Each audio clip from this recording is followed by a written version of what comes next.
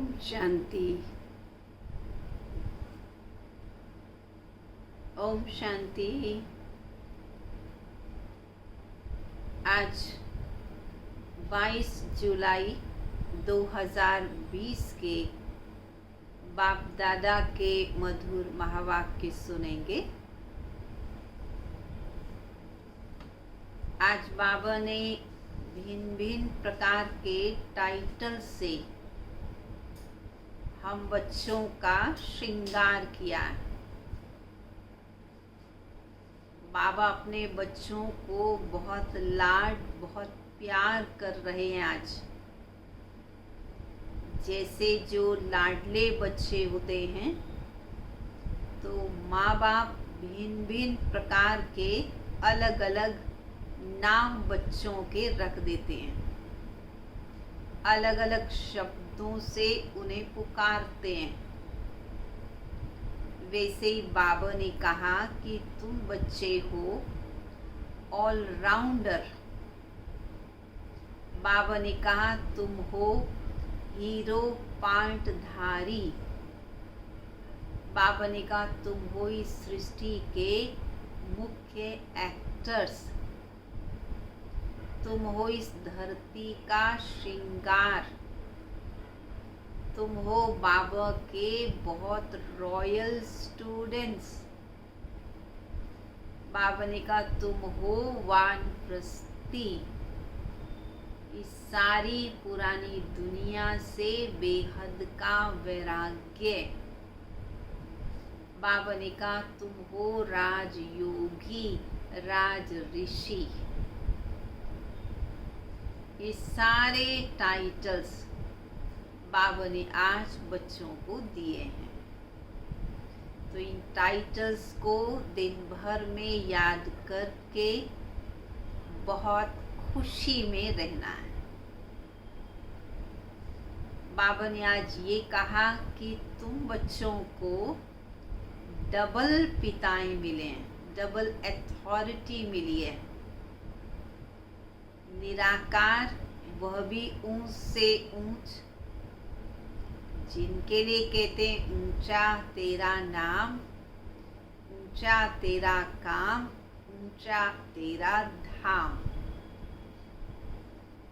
और साकार भी ऊंच से ऊंच, हाईएस्ट अथॉरिटी, जिन्हें ग्रेट ग्रेट ग्रैंडफादर भी कहते हैं। तो डबल अथॉरिटी, दोनों हाईएस्ट अथॉरिटी। तो बच्चों को बहुत नशा होना चाहिए। फिर बाबा बैलेंस रखने के लिए ये भी याद दिला रहे हैं, बच्चे तुम तो वनवाह में बैठे हो, पुरानी दुनिया में हो, नई दुनिया में जाने की तैयारी कर रहे हो। तो पुरानी दुनिया में हो तो सिंपल रहना है, क्योंकि तुम्हें ससुर घर अर्थात विष्णुपुरी जाना है। यहाँ ससुर घर नहीं है, ये तो पियर घर है। यहाँ तो साधारण रहना है, विचारों को बहुत ऊंचा रखना है और विष्णुपुरी में जाने की तैयारी करनी है। तो सुनेंगे बाबा के महावाक्यों को। भिन्न भिन्न तरीकों से बाबा ने बच्चों का नशा बढ़ाया, खुशी बढ़ाई, और साथ में बाबा वापिस जाने का रास्ता भी बच्चों को बता रहे हैं कि बच्चों को कैसे सब कुछ करते हुए, एक बाबा की याद में रहते हुए वापिस घर जाना है। इसलिए सब कुछ समेटना है। इस बात की तरफ भी इशारा दिया।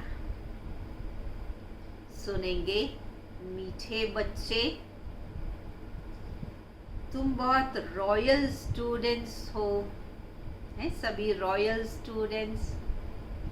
तुम्हें बाप टीचर सतगुरु की याद में रहना है। अलौकिक खिदमत करनी है। सेवा तो करनी है, पर कौन सी? अलौकिक सेवा, अलौकिक खिदमत करनी है। तो इसलिए बाबा ने कहा तुम हो ईश्वरीय खिदमतगार बच्चे। प्रश्न है, जो अपने आप को बेहद का पाठधारी समझकर चलते हैं, उनकी निशानी क्या होगी वो सुनाओ। बेहद के पाठधारियों की निशानी, उनकी बुद्धि में कोई भी सूक्ष्म या स्थूल देहधारी की याद नहीं होगी। वह एक बाप को और शांतिधाम घर को याद करते रहेंगे, क्योंकि बलिहारी एक की है। जैसे बाप सारी दुनिया की खिदमत करते हैं, पतितों को पावन बनाते हैं, ऐसे बच्चे भी बाप समान खिदमतगार बन जाते हैं। ओम शांति। पहले पहले बाप बच्चों को सावधानी देते हैं।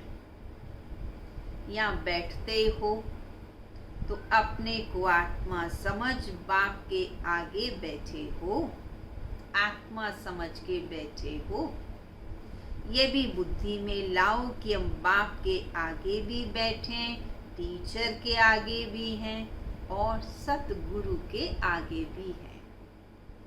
नंबर 1 बात है कि हम आत्मा हैं, बाप भी आत्मा है, टीचर भी आत्मा है और गुरु भी आत्मा है। एक ही है ना। ये नई बात तुम सुनते हो। तुम कहोगे बाबा हम तो कल्प कल्प ये सब बातें सुनते हैं, नई नई सुन रहे, कल्प कल्प की सुनी हुई बात फिर से इस कल्प में सुन रहे हैं। तो बुद्धि में यह याद रहे कि बाप पढ़ाते हैं, हम आत्मा इन ऑर्गन्स द्वारा सुनती हैं। ये ज्ञान इस समय ही तुम बच्चों को मिलता है, ऊंच से ऊंच भगवान द्वारा। वह सभी आत्माओं का बाप है जो वर्षा देते हैं। क्या ज्ञान देते हैं?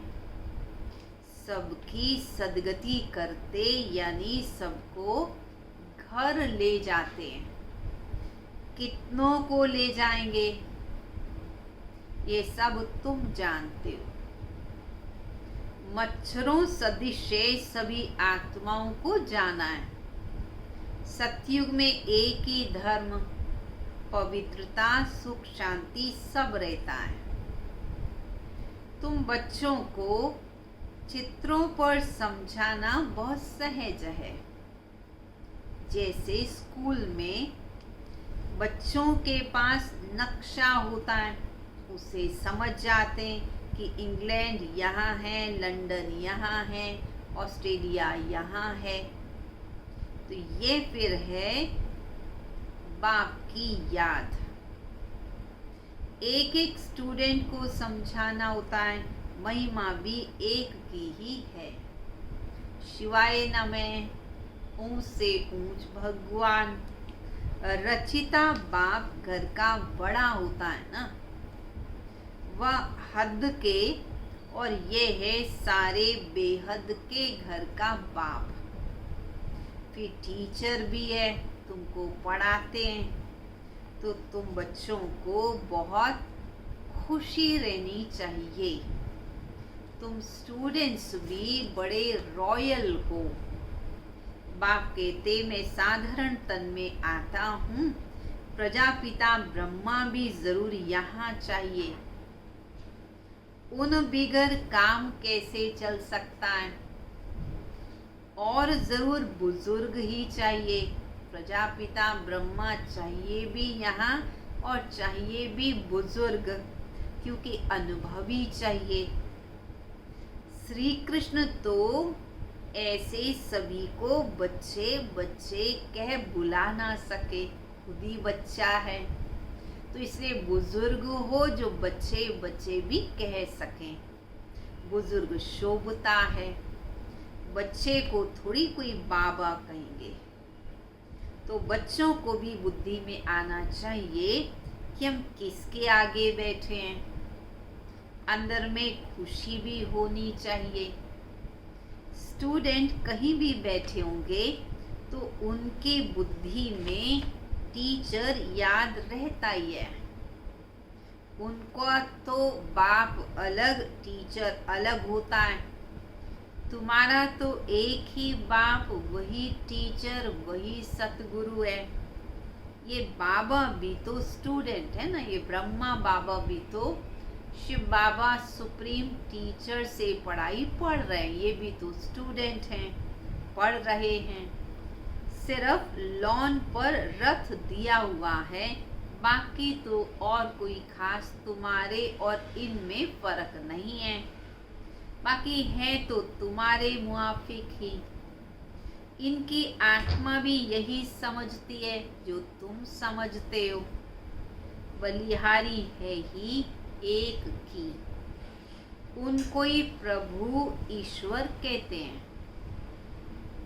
ये भी कहते हैं अपने को आत्मा समझ, एक परमात्मा को याद करो। बाकी सब सूक्ष्म या स्थूल देहधारियों को भूल जाओ। तुम शांति धाम के रहने वाले हो, तुम हो बेहद के पाटधारी। ये बातें और कोई नहीं जानता, दुनिया भर में किसी को नहीं पता। यहाँ जो आते हैं वही समझते जाते हैं और फिर बाप की सर्विस में लग जाते हैं। जो आते हैं वही समझते हैं और वही बाबा की सेवा में भी लग जाते हैं। ईश्वरीय खिदमतगार तुम बच्चे ही ठहरे। तुम ही बेहद के पाठधारी, तुम ही ईश्वरीय खिदमतगार भी हो। बाप आए ही हैं खिदमत करने, सेवा करने बच्चों की, पतितों को पावन बनाने की खिदमत करते हैं ना। राज्य तुम गंवा कर जब दुखी होते हो, पतित बन जाते हो, तो बाप को बुलाते हो। जिसने राज्य दिया जरूर उनको ही बुलाएंगे ना। तुम बच्चे जानते हो बाप सुखधाम का मालिक बनाने आए हैं। दुनिया में किसी को भी पता नहीं है, तो सब भारतवासी हैं तो एक धर्म के। ये है ही मुख्य धर्म। सो जरूर जब न हो तब ही बाप आकर स्थापन करे। बच्चे समझते हैं भगवान जिनको सारी दुनिया अल्लाह, गॉड, ईश्वर, प्रभु कह पुकारती है, वो यहाँ ड्रामा अनुसार कल्प पहले मुआफिक आए हैं। यह है गीता का एपिसोड जिसमें बाप आकर स्थापना करते हैं। गाया भी जाता ब्राह्मण और देवी देवता। ब्राह्मण ही फिर पुरुषार्थ कर देवी देवता बनते हैं। स्वर्ग कहा जाता है नई दुनिया को, त्रेता को नई दुनिया नहीं कहेंगे। पहले पहले सतयुग में है एकदम नई दुनिया, फर्स्ट क्लास। और आज क्या है, पुराने से पुरानी दुनिया। फिर नए से नई दुनिया भी बनेगी जिसमें तुम जाओगे। हम अब उस दुनिया में जाते हैं। तब तो बच्चे कहते हैं कि हम नर से नारायण बनते हैं। कथा भी हम सत्य नारायण की सुनते हैं। प्रिंस बनने की कथा नहीं कहते, नारायण बनने की कथा कहते हैं। वह नारायण को अलग समझते हैं, परंतु नारायण की कोई जीवन कहानी किसी को पता ही नहीं। कैसे नारायण श्री नारायण बने, कौन सी पढ़ाई पढ़ी, कब पढ़ाई पढ़ी, कौन उनका टीचर था, कुछ भी उनको मालूम नहीं है। ज्ञान की बातें तो बहुत हैं, इसलिए 7 रोज दिए जाते हैं, 7 रोज भट्ठी में रहना पड़े। परंतु ऐसे भी नहीं कि यहाँ भट्ठी में रहना है। ऐसे तो फिर भट्ठी का बहाना कर बहुत ढेर आ जाए। अभी मधुबन में ही सब सोचे हम भट्ठी करें, जो भी आए वह सोचे हम 7 दिन यहाँ पर ही रहेंगे, ये बात नहीं है। पढ़ाई तो सवेरे और शाम होती है, दिन में तो अपना धंधा आदि करना होता है। दोपहर को वायुमंडल ठीक नहीं होता, रात्रि का भी 10 से 12 तक बिल्कुल खराब टाइम है। दोपहर को भी आलस से आता है और रात्रि का टाइम भी ऐसा है। इसलिए बाबा कहते सुबह शाम अपना पढ़ाई पढ़ने के लिए आए, वही भट्ठी है। बाकी दिन में अपना व्यवहार, अपना शरीर निर्वाह, अर्थ, कार्य आदि करें। यहाँ तुम बच्चों को भी मेहनत करनी है, याद में रहे सतो प्रधान बनने की। वहाँ तो सारा दिन काम धंधे में रहते हो। ऐसे भी बहुत होते हैं जो धंधा दूरी करते भी पढ़ते रहते हैं, जास्ती अच्छी नौकरी करने के लिए पढ़ाई पढ़ते हैं। तो बाबा क्यों ये उदाहरण हमको दे रहे हैं कि लौकिक दुनिया में गृहस्थी संभालते भी आगे पढ़ाई पढ़ सकते हैं। तो वैसे यहाँ पर भी चाहे हम स्टूडेंट हैं, बाबा की पढ़ाई पढ़ रहे हैं और अधिक प्रोग्रेस के लिए और ऊंच पद पाने के लिए पढ़ाई को पढ़ते रहना है। यहाँ भी तुम पढ़ते हो तो टीचर को याद करना पड़े जो पढ़ाते हैं। अच्छा, टीचर समझ कर के बाबा को याद करो तो भी तीनों ही इकट्ठे याद आ जाते हैं, बाप भी, टीचर भी, गुरु भी। तुम्हारे लिए तो बहुत सहज है, झट याद आने चाहिए कि हमारा बाबा भी है, हमारा टीचर भी है और हमारा सतगुरु भी है। ऊंच से ऊंच बाप हैं जिसे हम स्वर्ग का वर्षा ले रहे हैं। हम स्वर्ग में जरूर जाएंगे, स्वर्ग की स्थापना जरूर होनी है। तुम पुरुषार्थ सिर्फ करते हो ऊंच पद पाने के लिए, ये भी तुम जानते हो। मनुष्यों को तो पता पड़ेगा तुम्हारा जब आवाज फैलता जाएगा। तुम ब्राह्मणों का है अलौकिक धर्म। कौन सा धर्म है अलौकिक धर्म? श्रीमत पर अलौकिक सेवा में तत्पर रहना, ये है ब्राह्मणों का अलौकिक धर्म। ये भी मनुष्यों को पता पड़ जाएगा कि तुम श्रीमत पर कितना ऊंच काम कर रहे हो। तुम्हारे जैसी अलौकिक सर्विस कोई और कर ना सके। तुम ब्राह्मण धर्म वाले ही ऐसा कर्म करते हो, तो ऐसे कर्म में लग जाना चाहिए, इसमें बिजी रहना चाहिए। बाप भी बिजी रहते हैं ना। तुम राजधानी स्थापन कर रहे हो, वे तो पंचायत मिलकर सिर्फ पालना करती रहती है। यहाँ तुम गुप्त वेश में क्या कर रहे हो? तुम हो और टाइटल, बाबा कहते तुम हो incognito unknown warriors, non violence, गुप्त योद्धे हो और डबल अहिंसक हो। कोई तुम्हारे पास स्थूल में कोई शस्त्र भी नहीं है, इसका अर्थ भी कोई समझते नहीं। तुम हो डबल अहिंसक सेना। बड़ी हिंसा तो विकार की है जो पतित बनाती, इनको ही जीतना है। भगवान वाच्य का महाशत्रु है, इन पर जीत पाने से ही तुम जगत जीत बनोगे। ये लक्ष्मी नारायण जगत जीत है ना, भारत जगत जीत था। ये विश्व के मालिक कैसे बने, ये भी बाहर वाले समझ ना सके। इस समझने में बुद्धि बड़ी विशाल चाहिए। बड़े बड़े इम्तिहान पढ़ने वालों की विशाल बुद्धि होती है ना। तुम श्रीमत पर अपना राज्य स्थापन करते हो, तुम किसी को भी समझा सकते हो। विश्व में शांति थी ना, और कोई राज्य नहीं था। स्वर्ग में शांति थी। बहिश्त को कहा जाता है गार्डन ऑफ अल्लाह।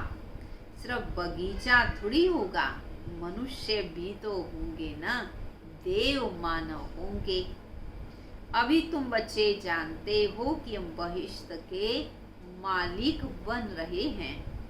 तुम बच्चों को कितना नशा रहना चाहिए, और तुम्हारे बड़े ऊंचे ख्यालात होने चाहिए। तुम बाहर के कोई भी सुख को नहीं जानते हो, नहीं चाहते हो। इस समय तुमको बिल्कुल सिंपल रहना है। अभी तुम ससुर घर जाते हो, ये तो है पियर घर। यहाँ तुम्हें डबल पिताएं मिले, पिता भी दो दो मिले। एक निराकार ऊंच से ऊंच, और दूसरा साकार, वह भी ऊंच से ऊंच। अभी तुम ससुर घर विष्णुपुरी में जाते हो, उसे कृष्णपुरी नहीं कहेंगे। क्यों नहीं कहेंगे? बच्चे की पूरी तो नहीं होती है। विष्णुपुरी अर्थात लक्ष्मी नारायण की पूरी। तो तुम्हारा है राजयोग, तो जरूर नर से नारायण बनेंगे। तुम बच्चे हो सच्चे सच्चे खुदाई खिदमतगार। बाबा सच्चा खुदाई खिदमतगार उसे कहते हैं। सुने, किसको कहते हैं सच्चा सच्चा खुदाई खिदमतगार? भले सभी सोच रहे हैं कि हम तो हैं ही खुदाई खिदमतगार, पर बाबा कहते सच्चे खुदाई खिदमतगार वे जो कम से कम 8 घंटा आत्म अभिमानी रहने का पुरुषार्थ करते हैं। कोई कर्म बंधन न रहे तब खिदमतगार बन सकते हो, और कर्मातीत अवस्था हो सकती है। नर से नारायण बनना है तो कर्मातीत अवस्था जरूर चाहिए। कर्म बंधन होगा तो सजा खानी पड़ेगी। बच्चे खुद समझते हैं, याद की मेहनत बड़ी कड़ी है। युक्ति तो बहुत सहज है, सिर्फ बाप को याद करना है। भारत का प्राचीन योग मशहूर है। योग के लिए ही नॉलेज है जो बाप आकर सिखलाते हैं। श्री कृष्ण कोई योग थोड़ी सिखलाते हैं। श्री कृष्ण को फिर स्वदर्शन चक्र दे दिया है। वह भी चित्र कितना रॉन्ग है। अभी तुमको कोई चित्र आदि भी याद नहीं करना है। बाबा ने स्वदर्शन चक्र का भी आध्यात्मिक अर्थ बताया। स्व माना अपना, दर्शन माना देखना, और चक्र माना जो निरंतर चलता रहे। तो अपने आप को देखते हुए अपने ही विकर्मों को, अपने पाप कर्मों को, कमजोरियों को समाप्त करना है। आत्मा की ओरिजिनल स्टेज को समझते हुए, आत्मा के आदि और अनादि संस्कारों को समझते हुए वर्तमान की कमियों और कमजोरियों को समाप्त करना है। यह है स्वदर्शन चक्र चलाना। सब कुछ बाकी भूल जाओ। कोई में भी बुद्धि न जाए, लाइन क्लियर चाहिए। यह है पढ़ाई का समय। दुनिया को भूल, अपने को आत्मा समझ और बाप को याद करना है, तब ही पाप नाश होंगे। बाप कहते हैं पहले पहले तुम अशरीरी आए थे, फिर तुमको जाना है। तुम ऑलराउंडर हो। वह होते हैं हद के एक्टर्स और तुम हो बेहद के। अभी तुम समझते हो। हमने अनेक बार पार्ट बजाया है, अनेक बार तुम बेहद के मालिक बनते हो। इस बेहद के नाटक में भी छोटे छोटे नाटक भी अनेक बार चलते रहते हैं। सतयुग से कलयुग तक जो कुछ हुआ वह रिपीट होता रहता है। ऊपर से लेकर अंत तक सारा ज्ञान तुम्हारी बुद्धि में है। ऊपर अर्थात मूल वतन, फिर सूक्ष्म वतन, फिर सृष्टि का चक्र, बस। और कोई धाम से तुम्हारा काम ही नहीं है। तुम्हारा धर्म तो बहुत सुख देने वाला है। उनका जब समय आएगा तब वे आएंगे। नंबरवार जैसे जैसे आए हैं ऐसे फिर जाएंगे। हम और धर्मों का क्या वर्णन करेंगे। तुमको सिर्फ एक बाप की ही याद में रहना है। चित्र आदि सब भूलकर एक बाप को याद करना है। ब्रह्मा विष्णु शंकर को भी नहीं, सिर्फ एक शिव बाबा को। वह समझते परमात्मा एक लिंग है। अब लिंग समान कोई चीज तो हो कैसे सकती। वह भला ज्ञान कैसे सुनाएंगे। क्या प्रेरणा से कोई लाउड स्पीकर रखेंगे जो तुम सुनोगे। प्रेरणा से तो कुछ होता ही नहीं है। ऐसे नहीं शंकर को कोई शिव बाबा प्रेरित करते हैं विनाश के लिए। ये सब ड्रामा में पहले से ही नूंद है। विनाश तो होना ही है। जैसे तुम आत्माएं शरीर द्वारा बात करती हो, वैसे परमात्मा भी तुम बच्चों से बात करते हैं। उनका पार्टी दिव्य और अलौकिक है। पतितों को पावन बनाने वाला एक ही बाप है। कहते हैं मेरा पाठ सबसे न्यारा है। कल पहले जो आए होंगे वो जरूर आते रहेंगे। जो कुछ पास्ट हुआ ड्रामा, इसमें जरा भी फर्क नहीं हो सकता। फिर पुरुषार्थ का ख्याल रखना होता है। ऐसे भी नहीं कि ड्रामानुसार हमारा कम पुरुषार्थ चलता है। फिर भी पद तो कम हो जाएगा ना। पुरुषार्थ कम करेंगे तो पद भी कम होगा। पुरुषार्थ को तेज करना चाहिए। ऐसी ड्रामा पर छोड़ नहीं देना चाहिए। अपने चार्ट को देखते रहो, अपना चार्ट बढ़ाते रहो। नोट रखो हमारा चार्ट बढ़ता जाता है, कम तो नहीं होता। बहुत खबरदारी चाहिए। यह तुम्हारा है ब्राह्मणों का संग। बाहर में सब ये कुसंग, वह सभी उल्टा ही सुनाते हैं। अब बाप तुमको कुसंग से निकालते हैं। मनुष्यों ने कुसंग में आकर अपना रहन सहन, अपना खान पीन, अपनी पहरवाइश आदि सब बदल दी। देश वेश ही बदल दिया। ये भी जैसे अपने धर्म की इंसल्ट की। कहा हमारा धर्म देवी देवता धर्म था, शुद्ध सात्विक विचारों वाले, शुद्ध सात्विक अन्न वाले, शुद्ध सात्विक संग वाले, दिव्य गुणों से भरपूर। परंतु औरों की कॉपी करने लगे तो सब कुछ बदल दिया। देखो कैसे कैसे बाल बनाते, अभिमान आ जाता है। 100-150 रुपया देते होंगे बाल बनाने में। ये किस टाइम की बात बाबा कर रहे हैं। आजकल तो बहुत पैसे खर्च करते हैं ब्यूटी पार्लर में जा कर के। इसको कहा जाता है अति देह अभिमान। वह कभी ज्ञान उठा नहीं सकते। देह अभिमान में रहने वाले ज्ञान उठा नहीं सकते। बाबा कहते बच्चे बिल्कुल सिंपल बनो। ऊंची साड़ी पहनने से भी देहाभिमान आता है।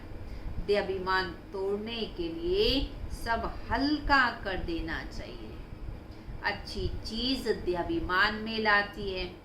तुम इस समय वनवाह में हो ना, तुम्हें तो सिंपल रहना है, हर चीज से मोह हटाना है और साधारण रहना है। शादी आदि में भले रंगीन कपड़े आदि पहनकर जाओ। किनको कह रहे हैं? जो परिवारों में रहते हैं, प्रवृत्ति में रहते हैं, तो शादी आदि में जाते तो भले रंगीन कपड़े पहनो, जेवर पहनो। बाबा कहते वह मना नहीं है। तोड़ निभाने अर्थ पहना, रिश्ता निभाने के लिए पहना तो हर्जा नहीं है, पर फिर घर में आकर उतार दिया। ऐसा नहीं कि देह अभिमानी दिखाते रहें। तुमको तो वाणी से परे जाना है। वानप्रस्थी सफेद पोश में होते हैं, फिर जब क्लास में आए तो अपनी वाइट यूनिफॉर्म में आए। तुम एक एक छोटे बड़े सब वानप्रस्थी हो। छोटे बच्चों को भी शिव बाबा की ही याद दिलानी है। इसमें ही उनका भी कल्याण है। बस हमको भी जाना है शिव बाबा के पास, यही धुन लगी रहे। खुद भी शिव बाबा की याद में रहें और बच्चों को भी बाबा की याद दिलाएं। अच्छा, मीठे मीठे सिकिलदे बच्चों प्रति माता पिता बाप दादा का याद प्यार और गुड मॉर्निंग। रूहानी बाप की रूहानी बच्चों को नमस्ते। रूहानी बच्चों की रूहानी बाप दादा को नमस्ते नमस्ते नमस्ते। धारणा के लिए मुख्य सार। सदा ध्यान रहे हमारी कोई भी चलन देह अभिमान वाली ना हो।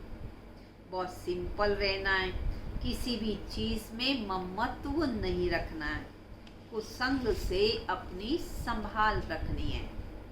दूसरा, याद की मेहनत से सर्व कर्म बंधनों को तोड़ कर्मातीत बनना है।